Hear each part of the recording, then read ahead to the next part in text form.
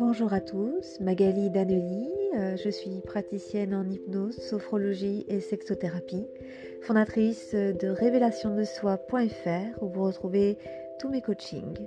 Nous nous retrouvons pour un nouveau podcast et je suis ravie de vous accueillir.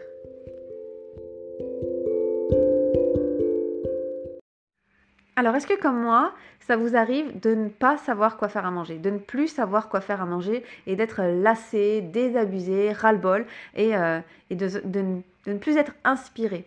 Est-ce que, comme moi, vous avez tendance parfois à déjà à 5 heures à se dire ah, qu'est-ce qu'on va manger ce soir ou à rentrer du boulot et dès qu'un de vos enfants dit on mange quoi ce soir et sentir qu'on a les nerfs à vif parce que justement ça devient une corvée parce qu'on n'est pas inspiré. Et donc, moi, ce que j'ai constaté, c'est que dans ces périodes où j'étais pas inspirée à faire à manger, quand j'en avais marre de faire à manger, eh bien, il y avait plusieurs facteurs. Et notamment, c'est des points communs que j'ai pu relever avec les personnes que j'accompagne. Donc, quand on n'est pas inspiré, en général, on s'en rend pas compte, mais c'est qu'on n'a pas faim.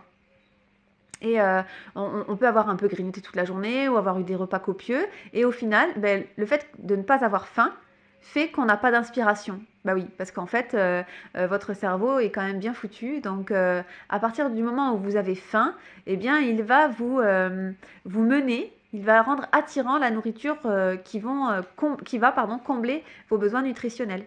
Donc bien sûr, plus vous avez une diversification alimentaire large depuis l'enfance ou en tout cas vos premières années d'indépendance en cuisine, et plus votre attirance pour les aliments sains, variés, équilibrés pour vos besoins nutritionnels sera riche.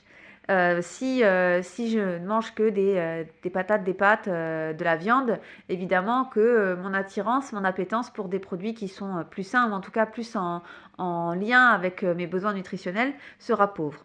En tout cas, ce qui est certain, c'est que cette activité, j'allais dire cérébrale, mais en tout cas cette action d'être inspiré à manger, eh bien, à cuisiner, n'est liée qu'au fait d'avoir faim. À partir du moment où j'ai des carences nutritionnelles, c'est-à-dire que mon carburant est vide, j'en ai plus, eh ben, mon cerveau va commencer à me donner envie de cuisiner ce qui est sain pour moi à cet instant-ci.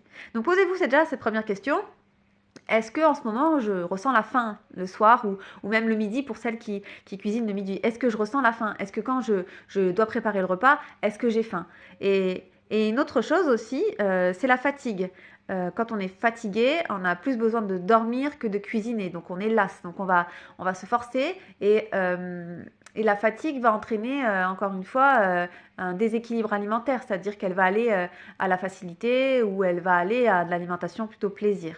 La troisième chose, c'est un frigo et des placards mal organisés.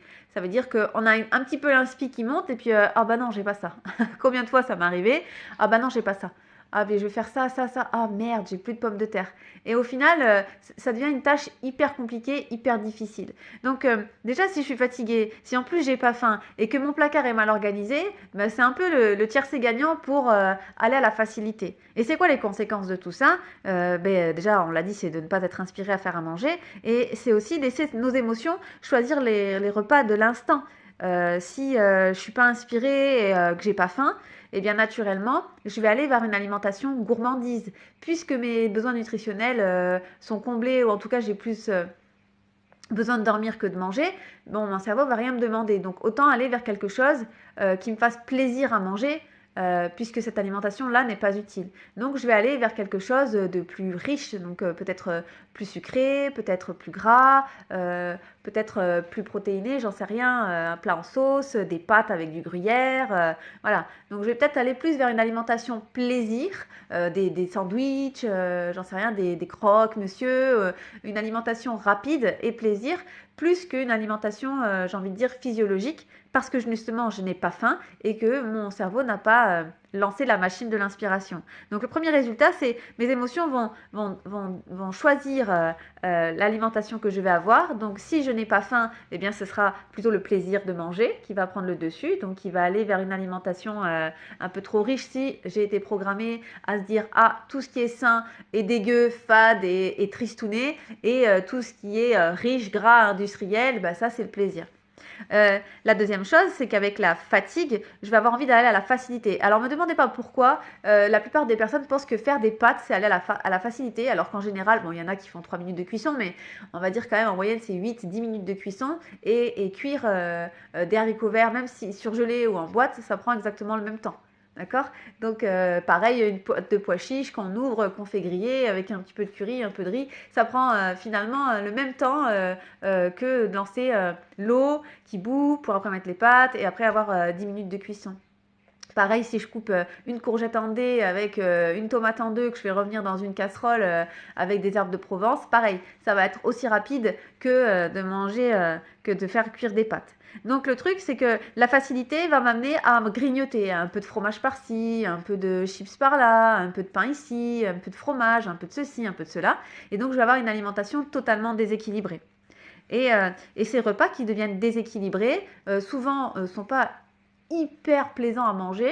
Donc du coup, on va en manger plus pour obtenir le plaisir dont on a besoin. Cette alimentation trop riche va accentuer la fatigue parce qu'il y aura une grosse digestion à mettre en place alors que votre corps était déjà fatigué si c'était le cas de la fatigue. Et pareil, le fait d'avoir un frigo mal organisé, va me dire, bon, tant pis, je fais des pâtes et puis c'est tout. Et puis au final, on se retrouve à faire des pâtes 3, 4, 5 fois dans la semaine et à culpabiliser derrière tout ça.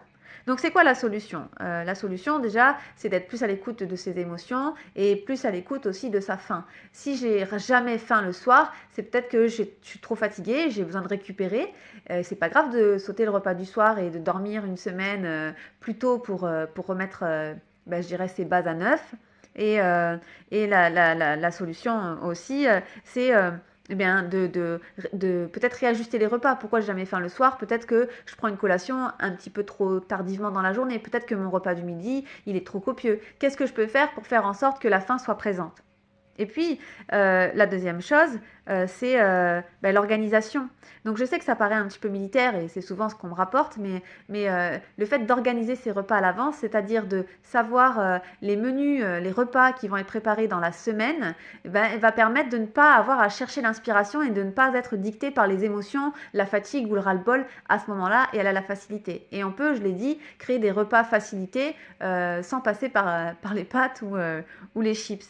Donc, le fait d'avoir une organisation, donc des menus à l'avance, des repas anticipés, va m'ôter de l'esprit cette charge mentale de qu'est-ce qu'on fait à manger ce soir.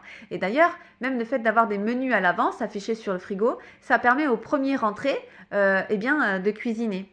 Donc, par exemple, on peut construire le menu de la semaine et avec des plats plus ou moins élaborés en fonction de qui rentre le premier le soir. Est-ce que c'est mes enfants qui prennent en charge le repas? Est-ce qu'on rentre tard, donc du coup, je peux pas faire un truc le dimanche qui soit prêt pour le mercredi soir, par exemple. Donc, il y a plein de techniques d'organisation. Donc, moi, je fais les menus à la semaine. Et puis, en fonction de la disponibilité et de l'agenda de chacun, on prépare le repas. Des fois, je vais préparer des repas. Voilà, si je sais que le soir, je vais faire par exemple une purée, eh bien, le matin, je vais déjà lancer les pommes de terre à cuire pour que le soir, je n'ai plus qu'à réchauffer. Voilà, c'est vraiment lancer une organisation. Une fois que je sais ce qu'il y a à faire, c'est plus facile de m'organiser et d'anticiper les étapes. Et puis, c'est plus facile aussi d'inclure la famille dans cette procédure. La deuxième chose aussi, c'est qu'il y a d'autres personnes qui préfèrent avoir une liste de repas affichée sur le frigo et se laisser aller au feeling pour choisir le repas du soir. Ça, c'est une option aussi. Ça permet de choisir en fonction de la température de la journée, de l'émotion. Voilà, ça laisse un peu plus de liberté. Et ça, libre à chacun.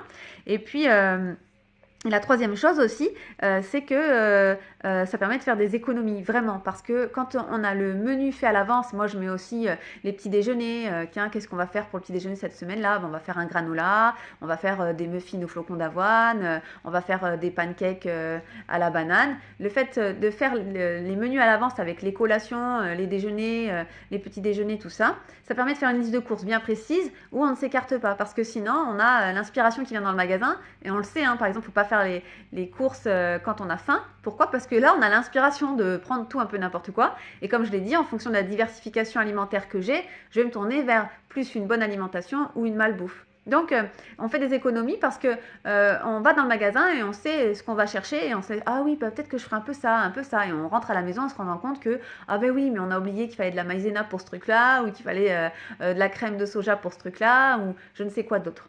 Donc, on fait de vraies économies parce qu'on est moins guidé par nos pulsions, on est moins guidé par nos émotions, on est moins guidé par la fatigue aussi. Et le résultat, c'est qu'on se retrouve avec des repas toujours équilibrés, avec des idées de menus qui sont soit rapides, soit élaborées en fonction de mes disponibilités. On peut prévoir aussi de nouvelles recettes, donc ça permet...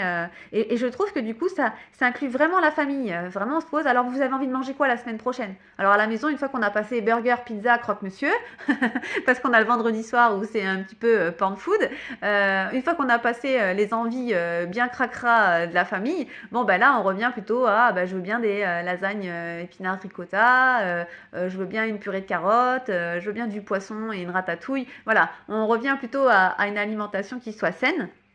Et chacun échange, ah bah moi j'avais envie de tester telle recette, j'avais envie de faire tel truc.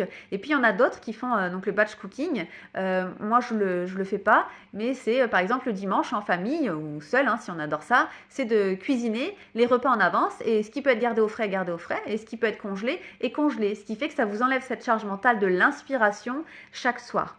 Donc, quand je ne sais plus quoi faire à manger, c'est souvent que je me suis perdue, c'est-à-dire que j'ai eu la flemme de faire les menus. Donc, au final, on fait les courses en achetant les mêmes repas. Vous savez, les trucs, hein, c'est que les bonnes résolutions, on les garde un temps. Et puis, une fois qu'on a trouvé un équilibre, on se dit qu'on peut lâcher. Et c'est quand on a lâché qu'on se dit, bah, en fait, on n'aurait pas dû lâcher. Et il faut revenir aux bases. Et les premiers signaux, moi, c'est j'ai plus envie de faire à bouffer. Voilà, vraiment, c'est je sais plus quoi faire, je tourne en rond, du coup j'ouvre le congèle, voilà, et parfois je me résigne à faire des pâtes. Après, c'est pas un truc que j'aime forcément, donc c'est pas un truc qui se retrouve. Je pense que j'irais plus facilement à faire du riz. Donc, dans le cuiseur à riz.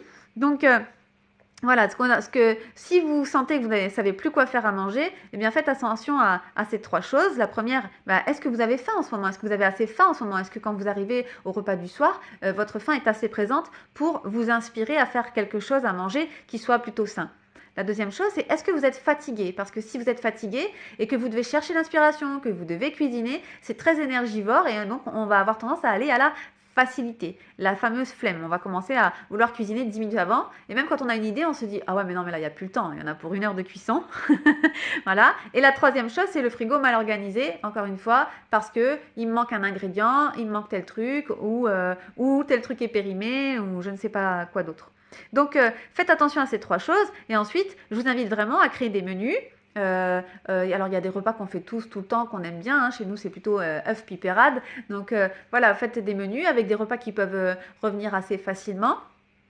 Et puis d'autres, voilà, innover de temps en temps et voyez comment vous pouvez vous organiser, comment vous pouvez afficher ça sur votre frigo ou n'importe où dans la maison pour que chacun puisse y participer. Et vous verrez à quel point on mange mieux, donc du coup on a quand même plus d'énergie, meilleure humeur, on gagne un temps fou le soir, c'est incroyable. Du coup on se dit tout le temps, ah ouais, j'ai pas le temps de faire ci, j'ai pas le temps de faire ça, il faut faire à manger, il faut faire ceci. Mais une fois qu'on est organisé, je vous dis, moi ça m'arrive plein de fois le matin de me dire, ah bah oui, ce soir c'est poulet, voilà, je suis là 1 heure le matin, je vais lancer le poulet, comme ça le soir j'aurai juste à le réchauffer. Voilà, une fois qu'on est organisé, en fait, on arrive beaucoup plus, une fois qu'on a prévu le repas, on arrive beaucoup plus à s'organiser et à trouver des laps de temps où on peut commencer à lancer la cuisson de certaines choses. Donc, il y a des économies, il y a des repas équilibrés, donc souvent il y a plus d'énergie, il y a plus de temps pour soi, il y a une perte de poids aussi, évidemment, hein, parce que quand on arrête de manger que des pâtes aux gruyères, eh bien le corps n'a plus besoin de stocker ce superflu de sucre et de gras. Et surtout, des économies d'argent. Donc voilà, donc je ne sais pas si vous avez envie d'avoir un document qui vous aiderait à créer vos menus à l'avance. Voilà, moi je sais que j'en ai un que je me suis créé. Et si ça vous intéresse, si vous en avez envie, dans ces cas-là, dites-le moi en commentaire. Et puis, j'hésiterai pas à vous le mettre en version partageable. Voilà, je trouverai une solution pour que vous puissiez avoir une espèce de template qui vous permette de créer vos menus, votre liste de courses, voilà, et pourquoi pas votre organisation. Bon, écoutez, si ça vous a plu, comme d'habitude, partagez, validez, aimez, abonnez-vous, faites ce que vous avez envie de faire avec ce que vous venez d'écouter. Prenez ce qui est bon pour vous, adaptez-le pour vous et surtout, soyez inspirés. Je vous dis à bientôt.